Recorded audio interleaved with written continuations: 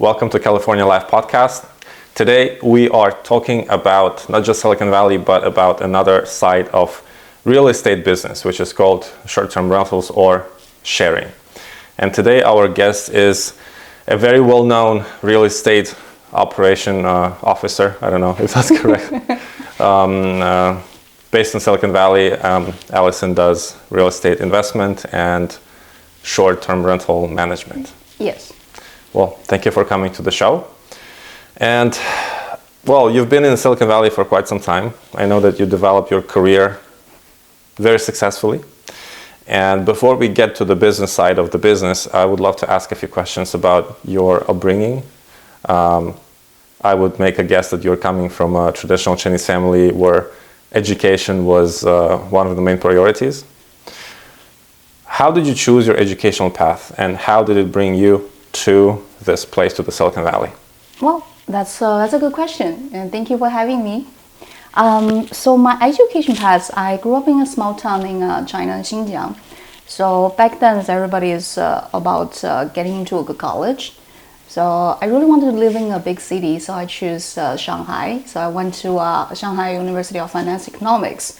So back then, part of the Asian family want to be getting rich. So everybody wants that now. Yeah. So I finished my degree, and I can see myself, like after getting the degree, I will see myself working in an office and doing finance and accounting and living in Shanghai apartment. And that wasn't the life I wanted, and not the life I wanted now. So I want to do something different. So I choose to study marketing in University of Denver. And while I'm really lucky, I got my parents' full support, and I have some friends and study applying the university with me together. So that was a really good choice. And back then, a lot of people were really confused and learning marketing, especially as an immigrant. So basically, competing jobs with all the native speakers. And after I graduated, that's the economy took a sharp left turn. That was 2010. And then it was extremely difficult to find a job to stay over here. And that's how most of my classmates went back to China looking for better opportunities. Okay. Yeah, but I stayed.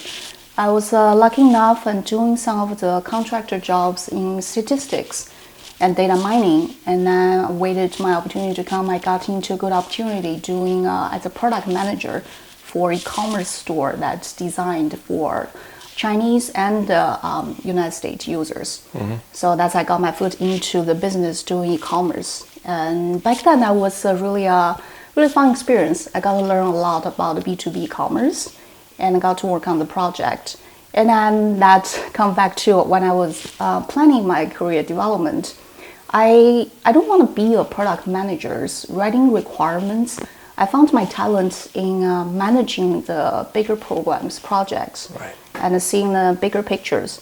So I studied project management, the course, and got certified as a PMP. And then after that, back in Denver, I feel there was a limited opportunities for me to grow in terms of a career. So I started applying jobs in Silicon Valley, and that was 2016. So that's 8 years later. Now I'm here. Right, and I don't know if we are allowed to mention which company are you working with right now. Sure. Well, I mean, you know the rules better, than that's why, because sometimes we don't mention them. Sometimes it's fine. So if it's fine with you, would you mind sharing with us, with our viewers, which company are you working with, your position, and what are you dealing with?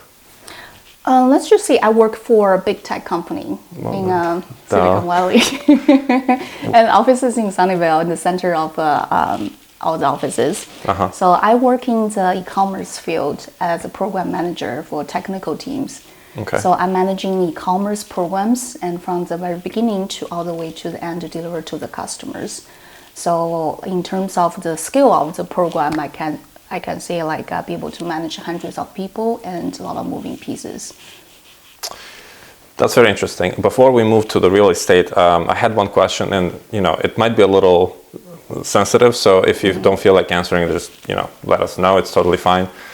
I have heard from some people that developed in Silicon Valley that they faced some inequality or some treatment which was not fair to them. You got into this, business bubble, Silicon Valley. You developed pretty well in this company, which is a big company, as you mentioned. Did you feel something like that on yourself? Or if not, maybe you have witnessed something like that? Anything you could share about that? Oh, yeah, sure. So now with my current company, in my previous company, and the second job I got in Silicon Valley, I have to work on a case with, my manager was creating the hostile working environment for me.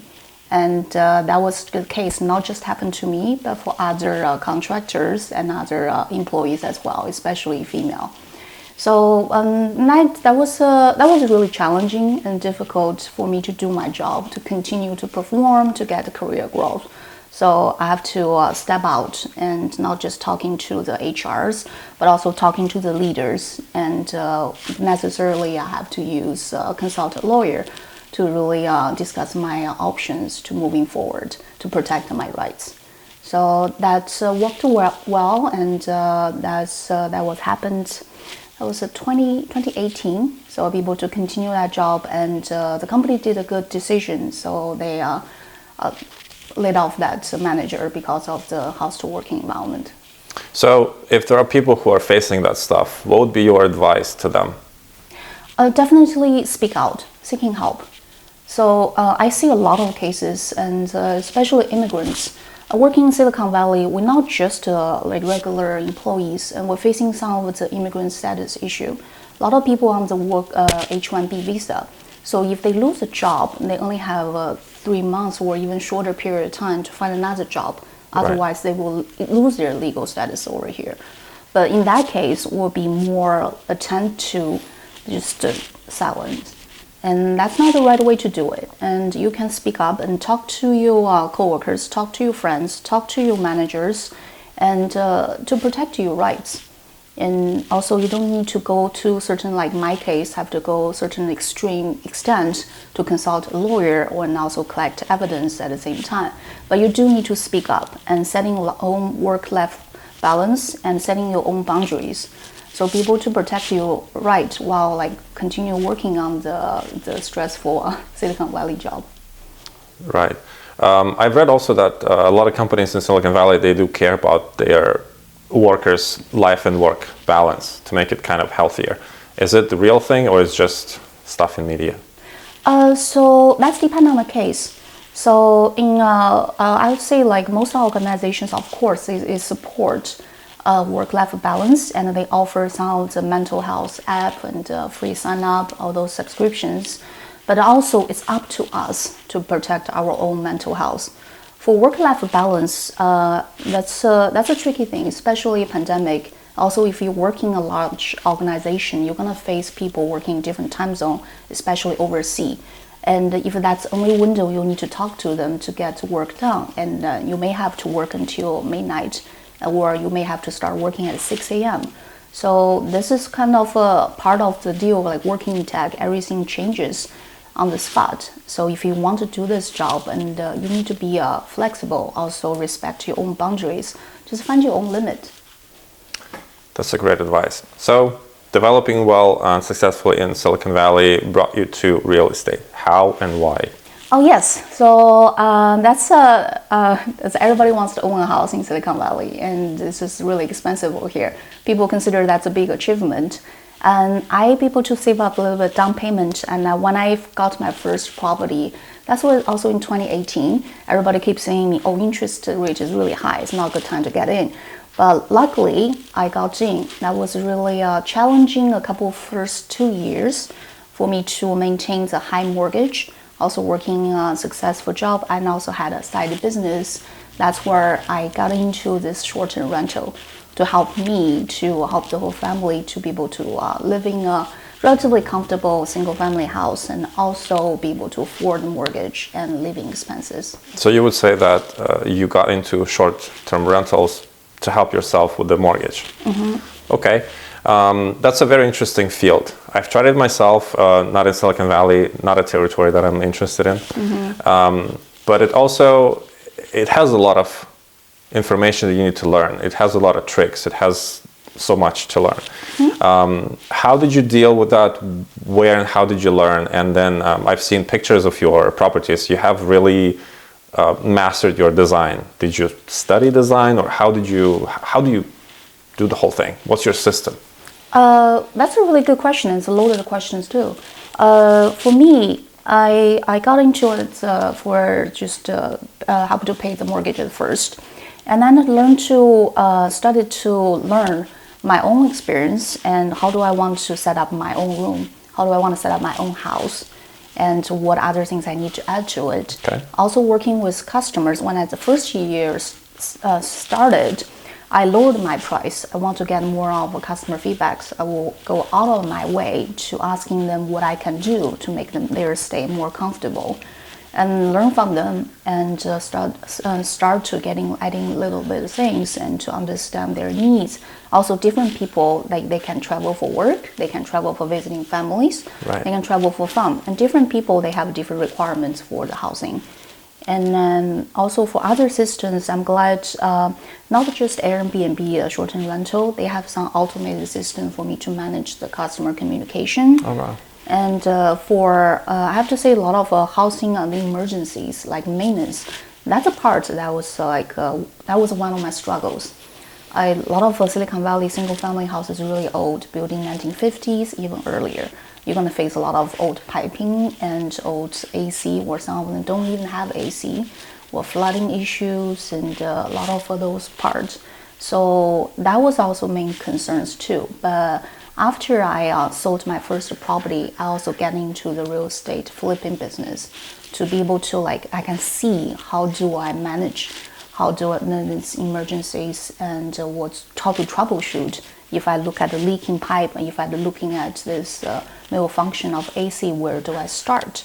So that gave me a lot of knowledge for me to be able to handle those situations with confidence. So you had your own house, then you learned from flipping houses, and you were doing short-term rentals in your own house. So they were like guests coming and living with you, basically. But now I know that you are scaling. You're getting more properties on different conditions. How does that work, and what are the risks that you might face in scaling? Yes, so I have my own properties to manage, and I also have clients. So working this field, working with clients, and they own the properties, I can either provide the services for them to do the short-term rental, including a range of the maintenance, cleaning, and screening of the guests, to maximize their rental income. Right. Another way to scale is I'll be able to rent somebody's house as me as a long-term tenant and as a second-hand landlord, and work with HOA to find out their policies for short-term rental. If it's allowed, I'll be able to do that, register that. So in California, the most county of most cities, they have 28 to 29 days. So if you stay within that date, you don't have the tenant's rights. But if it stays longer than that, that's a tricky part. That's considered have the tenant's rights. So you can only rent for less than 28 days? That's correct. I prefer. That's why we call it a short-term rental. If longer than that, will be mid-term rental, or even will be long-term rental. Right, and then it will be tricky in California. That is very true. Now, a question which I would have, if let's say I would want to develop and scale. If you're renting someone's house, and it's okay, you can get a license, no other issues. You're basically risking with your own money, and then you don't know if you're getting clients or not. How do you deal with this case? Okay, so this is actually legit business in the United States called rental arbitrage, and that's where you as a second landlord to rent it out. And the risk is you managing yourself, doing market research in that area. You can have an estimation on will be your monthly income, and we'll be looking at zip code and what type of customer you'll be getting. Especially if in Santa Clara, close to Levi Stadium, that's the area I really want to get more properties involved. they have concerts and they have sports games, and people would be traveling. They would love to have like bigger properties, and they can stay with the families and the friends. So this will have a more competitive advantage than the hotels. So that's, of course, doing any business, you're going to have risk, and but if you don't do it, you'll not know. And there's also other ways to mitigate all these risks. And if your short-term rental doesn't work, there is some site you can looking for mid-term rental, like traveling nurses, traveling workers, and even a lot of a smaller business, you can rent your place for people to remotely work there. So there's just a lot of ways to dealing with the risks, and just depends on how you want to develop your business. How do you develop your work with your clients when you are just supplying the service? You're not renting out their property. So if I'm supplying the services, I will be providing the house and the whole property setup from scratch. And I will get in this empty property, I will choose all the furnitures and providing service, getting this house ready on all the short-term rental platforms. I'll be managing all the customer check-in, check-out, and cleaning, and all these customers' ratings, and that will be my services. And on the owner's responsibility, they're responsible for the insurance of the property, and of course property tax, and for their managing their own trash and utility cost. So for me, I'm having this commission from the short-term rental income as my compensation for the services provided. So in this case, you don't need to pay them monthly rent. You just get the commission out of the total income. Yes, that's correct. Yes. Do you have to invest anything? Like you mentioned, you have to make the arrangements. If it's an empty property, you do the design, as I assume. Do you invest anything except for your time, or how does it work? So also I work with a client to come up with a budget to what the budget they want to set up the house, and and also I give suggestions. And so if I work with them, if their budget is too low, but for my consideration, I want the house to look beautiful, comfortable for my guest, I will invest a little bit of my own out-of-pocket money. And also, of course, my time. Sometimes if I have to do, I have to change the lock and fix the pad myself. That's also my investment as well. But do you have that compensated from the income, or it's just? So it's case by case. So I do have the monthly commissions from the short-term rental income.